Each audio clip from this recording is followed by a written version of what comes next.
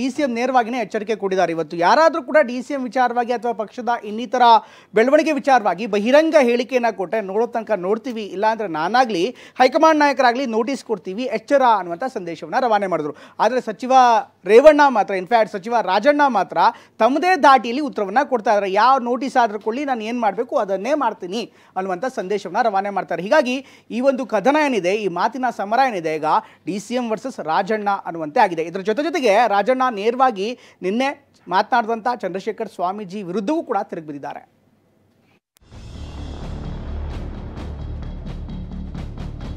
ನನಗೆ ಈ ಸಿಎಂ ವಿಚಾರ ಪಬ್ಲಿಕ್ ಅಲ್ಲಿ ಮಾಧ್ಯಮದಲ್ಲಿ ಡೆಪ್ಟಿ ಸಿಎಂ ವಿಚಾರ ಯಾವ ಮಂತ್ರಿ ಆಗಲಿ ಮಾಡೋಂತ ಅವಶ್ಯಕತೆ ನೋಟಿಸ್ ಕೊಡ್ಲೇಬೇಡಿ, ಕೊಟ್ಟಾದ್ಮೇಲೆ ಹೇಳ್ತೀನಿ. ನಿಮ್ಮ ಬಾಯಿನ ಬೀಗ ಹಾಕೊಂಡಿದ್ರೆ ಬಾಯಿ ಬೀಗ ಎಲ್ಲರೂ ಹಾಕೋಬೇಕು. ಡಿ.ಕೆ. ಶಿವಕುಮಾರ್ ಮುಖ್ಯಮಂತ್ರಿ ಆದ್ರೆ ತುಂಬಾ ಒಳ್ಳೇದು. ನಾನು ಎಲ್ಲರಿಗೂ ಕೈ ಮುಗಿತೀನಿ.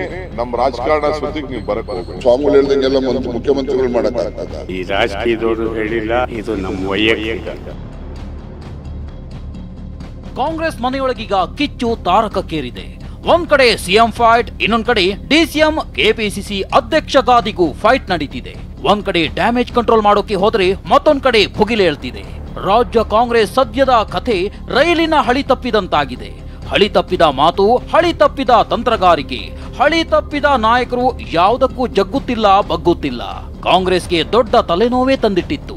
ಇದಕ್ಕೆ ಫುಲ್ ರಾಂಗ್ ಆಗಿರುವ ಡಿಸಿಎಂ ಡಿ.ಕೆ. ಶಿವಕುಮಾರ್ ಯಾವ ಶಾಸಕರು ಕೂಡ ಮಾತಾಡೋ ಅವಶ್ಯಕತೆ ಇಲ್ಲ.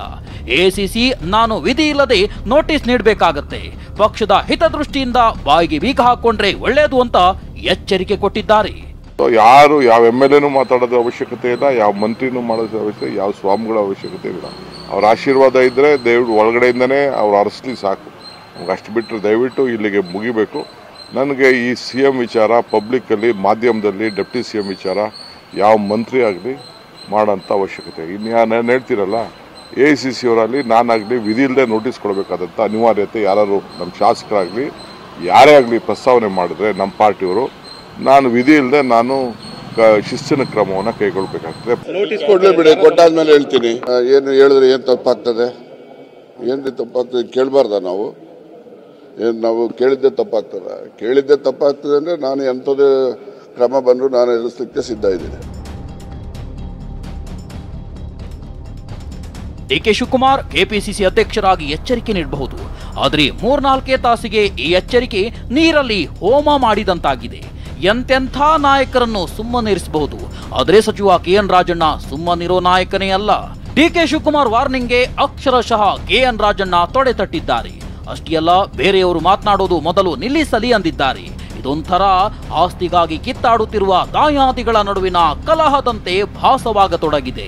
ಐ ಆಮ್ ಟೆಲಿಂಗ್ ಯು, ನಾನು ಪಕ್ಷದ ಹಿತದೃಷ್ಟಿಯಿಂದ ಎಲ್ಲರೂ ಕೂಡ ನಾನು ಹೇಳ್ತಾ ಇದ್ದೀನಿ, ನಿಮ್ಮ ಬಾಯಿನ ಬೀಗ ಹಾಕೊಂಡಿದ್ರೆ ಪಕ್ಷಕ್ಕೆ ಒಳ್ಳೇದ್ ಮಾಡ್ದಂಗೆ ಆಗ್ತದೆ. ಅಧಿಕಾರಕ್ಕೆ ಅಂಟಿಕೊಳ್ಳದಾಗ ಬಾಯಿ ಬೀಗ ಎಲ್ಲರೂ ಹಾಕೋಬೇಕು. ಎಲ್ಲರೂ ಹಾಕೊಂಡ್ರೆ ನಾವು ಹಾಕೋತೀವಿ. ಅವ್ರು ಹೇಳೋದಕ್ಕೆ ಹೇಳೋರು ಬಿಟ್ಬಿಟ್ಟು ಬರೀ ನಮ್ಗೆ ಹೇಳಿದ್ರೆ ನಾವು ಕೇಳೋನೇ ಅಲ್ಲ. ಎಲ್ಲರೂ ಸುಮ್ಮನೆ ಇದ್ರೆ ನಾವು ಸುಮ್ಮನೆ ಇರ್ತೀವಿ. ಎಲ್ಲರೂ ಸುಮ್ಮನೆ ಇಲ್ಲದೆ ಅವ್ರು ಹೇಳಕ್ ಬಿಟ್ಬಿಟ್ಟು ಈಗ ಆಯ್ತು, ಈಗ ಸಿದ್ದರಾಮಯ್ಯನವರನ್ನ ನೀವು ರಾಜೀನಾಮೆ ಕೊಟ್ಬಿಟ್ಟು ಇವ್ರಿಗೆ ಮುಖ್ಯಮಂತ್ರಿ ಮಾಡಿ ಅಂತೇಳಿ ಒಬ್ರು ಅಭಿಪ್ರಾಯ ವ್ಯಕ್ತಪಡೋದು ಕೇಳಿಸ್ಕೊಂಡು ಸುಮ್ಮನೆ ಇರಕ್ಕಾಗ್ತದ?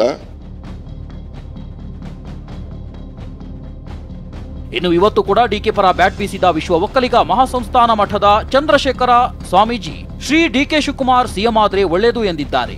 ಇದಕ್ಕೆ ಪ್ರತಿಕ್ರಿಯಿಸಿದ ಡಿಸಿಎಂ ಡಿ.ಕೆ. ಶಿವಕುಮಾರ್, ನಾನು ಕೈ ಮುಗಿತೀನಿ, ನಮ್ಮ ರಾಜಕಾರಣದ ಸುದ್ದಿಗೆ ಬರಬೇಡಿ ಎಂದಿದ್ದಾರೆ. ಇವರಿಗೆ ಬಹಳ ದಿವಸದಿಂದ CM ಆಗಬೇಕು ಅಂತಕ್ಕಂಥ ಮನೋ ಇಚ್ಛೆ ಇದೆ. ನಮಗೂ ಕೂಡ ಡಿ.ಕೆ. ಶಿವಕುಮಾರು ಮುಖ್ಯಮಂತ್ರಿ ಆದರೆ ತುಂಬ ಒಳ್ಳೆಯದು. ಬಹಳಷ್ಟು ದಿವಸದಿಂದ ಇವರು ಆಗಬೇಕು ಅಂತಿದ್ದಾರೆ. ನಮ್ಮ ಕರ್ನಾಟಕದಲ್ಲಿ ಮುಖ್ಯವಾದವರು ಎಲ್ಲರೂ ಆಗಿದ್ದಾರೆ. ಯಾವ ಸ್ವಾಮಿನೂ ಮಾತಾಡಿಲ್ಲ, ಇವತ್ತೇ ಮಾತಾಡಿದ್ದಷ್ಟೇ. ನಾನು ಎಲ್ಲರಿಗೂ ಕೈ ಮುಗಿತೀನಿ, ನಮ್ಮ ರಾಜಕಾರಣ ಸುದ್ದಿಗೆ ನೀವು ಬರಕ್ ಹೋಗ್ಬೇಡಿ. ಇತ್ತ ಮತ್ತೆ ಸ್ವಾಮೀಜಿ ಹೇಳಿಕೆಯಿಂದ ಕೆರಳಿರೋ ಸಚಿವ KN ರಾಜಣ್ಣ, ಸ್ವಾಮೀಜಿಗಳು ಹೇಳಿದಂತೆ ಸಿಎಂ ಮಾಡಲು ಆಗಲ್ಲ ಅಂದಿದ್ದಾರೆ. ಶಾಮನೂರು ಶಿವಶಂಕರಪ್ಪ ಮಾಡಿ ಅಂತ ಶ್ರೀಗಳು ಕೇಳ್ತಾರೆ, ಮಾಡೋಕ್ಕಾಗುತ್ತಾ? ಸತೀಶ್ ಜಾರಕಿಹೊಳಿ ಮಾಡಿ ಅಂತ ಅವರ ಸ್ವಾಮೀಜಿ ಹೇಳ್ತಾರೆ. ಸ್ವಾಮೀಜಿ ಹೇಳಿರೋದು ಪ್ರಜಾಪ್ರಭುತ್ವಕ್ಕೆ ಅವಮಾನ ಅಂದ್ರು. ಆಗಿದ್ರೆ ಸ್ವಾಮಿಗಳು ಹೇಳ್ದಂಗೆ ಮುಖ್ಯಮಂತ್ರಿಗಳು ಮಾಡೋದಾಗಿದ್ರೆ ಶಾಮನೂರು ಶಿವಶಂಕರಪ್ಪನ್ನು ಮುಖ್ಯಮಂತ್ರಿ ಮಾಡಿ ಅಂತ ಸ್ವಾಮಿಗಳು ಹೇಳ್ತಾರೆ. ಈಗ ನಮ್ಮ ಸಮುದಾಯ ಸ್ವಾಮಿಗಳು ಸತೀಶ್ ಜಾರಕಿಹೊಳಿ ಮುಖ್ಯಮಂತ್ರಿ ಮಾಡಿ ಅಂತಾರೆ. ಏನ್ ಸ್ವಾಮಿಗಳು ಹೇಳ್ದಂಗೆಲ್ಲ ಮುಖ್ಯಮಂತ್ರಿಗಳು ಮಾಡಕ್ಕಾಗ್ತದ? ಇನ್ನು ಶ್ರೀಗಳ ಹೇಳಿಕೆ ಹಿಂದೆ ಯಾರಿದ್ದಾರೋ ಅಂತ ಸಚಿವ ರಾಜಣ್ಣ ಅನುಮಾನ ವ್ಯಕ್ತಪಡಿಸಿದ್ದಾರೆ. ಇದು ಒಬಿಸಿ ಸಮುದಾಯದವರಿಗೆ ಮಾಡಿದ ಅಪಮಾನ ಆಗಿದೆ.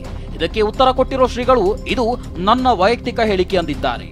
ಆ ಹೇಳಿಕೆ ಹಿಂದೆ ಅದು ಮಾಡಿರ್ತಕ್ಕಂಥ ಹೇಳಿಕೆ ಅದು ಏನು ಹಿಂದುಳಿದ ವರ್ಗಗಳಿಗೆ ಮಾಡಿರ್ತಕ್ಕಂಥ ಅವಮಾನ, ಪ್ರಜಾಪ್ರಭುತ್ವಕ್ಕೆ ಮಾಡಿರ್ತಕ್ಕಂಥ ಅವಮಾನ ಅಂತೇಳಿ ನಾನು ಹೇಳಿಕ್ಕೆ ಯಾರಿದ್ದಾರೆ ಅಂತ ನನಗೆ ಗೊತ್ತಿಲ್ಲಪ್ಪ. ನನಗೇನು ಹೇಳಿಕೆ ಬಂತು, ಯಾರು ಹೇಳೋರೋ ಅವ್ರ ಬಗ್ಗೆ ಹೇಳಿದ್ದೀನಿ ಅಷ್ಟೇ. ಇಲ್ಲ, ಇದು ನಮ್ಮ ವೈಯಕ್ತಿಕ, ಬೇರೆ ಯಾರೂ ಹೇಳಿಲ್ಲ. ಈ ರಾಜಕೀಯದವರು ಹೇಳಿಲ್ಲ, ಮತ್ತೆ ವೈಯಕ್ತಿಕವಾಗಿ ಬೇರೆ ಮನುಷ್ಯರು ಕೂಡ ಹೇಳಿಲ್ಲ. ನಮ್ಮ ಮನಸ್ಸಲ್ಲಿ ಇದು ಇತ್ತು.